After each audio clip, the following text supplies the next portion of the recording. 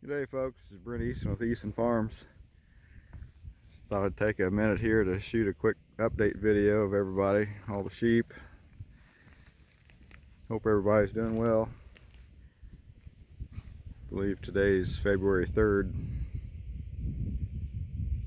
We had a little bit of a surprise with the sheep here last week. Last summer when I had separated the rams, I had separated them in July from the ewes, and in late August one night when I had the rams in electro netting, I had everything buttoned up and good, or I thought I did, and went home, came back the next day, and my old ram was in with the ewes and had been in there overnight. So I separated them and assumed that some of them got bred but didn't know how many. Anyway, last week they started dropping lambs, and I knew a few days before their udders started filling out. And of course they all gained weight for winter, so you couldn't really tell from their weight gain who was gonna pop out lambs and who wasn't. But anyway, a few days before they're ready to drop lambs, their udders will swell up. Then it's pretty obvious. But anyway, out of 4 ewes we had 7 lambs hit the ground. So 3 sets of twins and 1 single. We're doing pretty good on those, as long as the weather don't claim them here in the winter. It is a very, very bad idea to have lambs in the winter, but we were fortunate enough that our weather was actually pretty decent when they were hitting the ground. So we're supposed to get some single-digit temperatures here starting in 3 or 4 days. But between now and then, we're supposed to have some 40-degree temps, and so they're a little over a week old. Most of them are. And everybody's doing really well. I've been giving them worlds of hay to make sure they stay warm and have a high dry spot to bed in. Mamas are well fed, so they're pumping out milk like crazy. Well, the babies are growing really good, so I think we're good. Yeah, I bought a bunch of portable buildings the other day to put up, a couple of 8x8 buildings. I'm going to put those end to end. I think you can leave one end of one open. So I'm going to make sure if we get any rain or snow that they've got adequate shelter. We got a little bit of cold rain right after some of them, the last ones were born. But I've got the shelter built that they do pretty good in. But it doesn't really block any wind chill. It was more for summer heat and shade and shelter from thunderstorms. But it does them some good in winter. It just doesn't have any sides on it. So I bought these shelters and we'll put them in here. I've got a couple of 12x12 corral Shelter Logic shelters. I'll probably put one of those in here just for safe measure. You don't set them on the corral panels.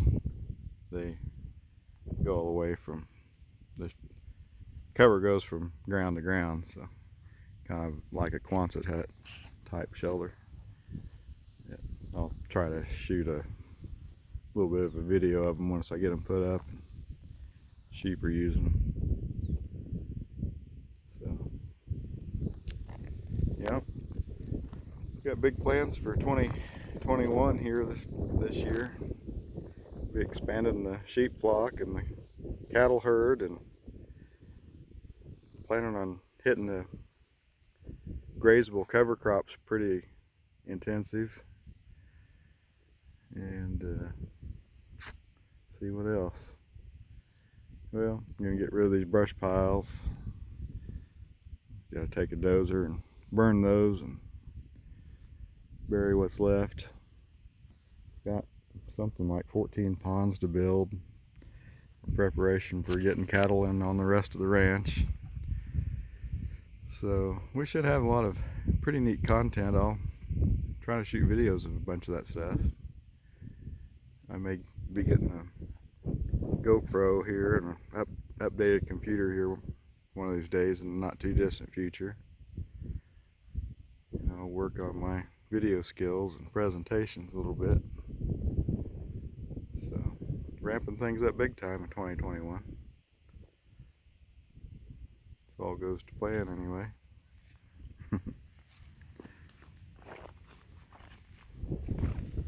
And I didn't mention it yet, but it's pretty obvious. I don't know what's going on with that black and white sheep, but some of the ewes do have some color on them.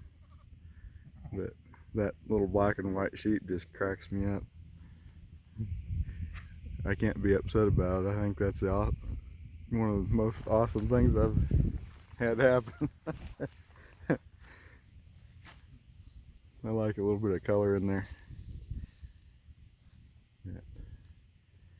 Greg Judy, I think, has a little bit of Dorper, and he doesn't make any secret of this, but I think he's got a little Dorper in his flock.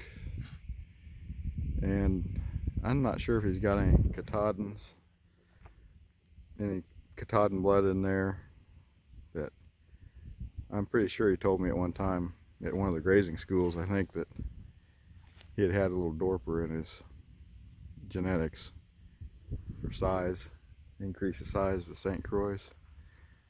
That they cover everything with St. Croix rams, so the majority of his sheep are nice and white.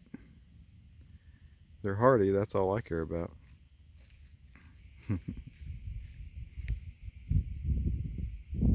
Good animals.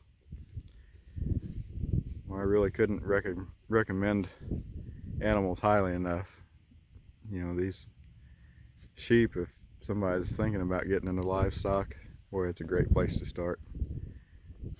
They do well on scrub, and they're easy to manage. I would definitely recommend getting guard dogs with them, but that's up to whoever's getting ready to start. But yeah, the sheep have been fantastic. Just love them. Luckily, this accident with these lambs,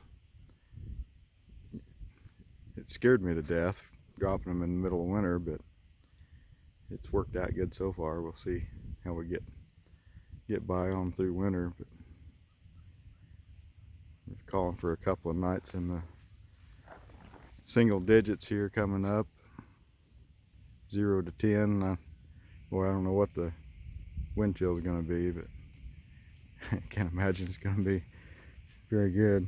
Hi, buddy. And I've got mine tamed down where they're pettable, most of them. These are a couple of years from last year's rams. Sorry, pulling on my vest, got my tongue tangled up.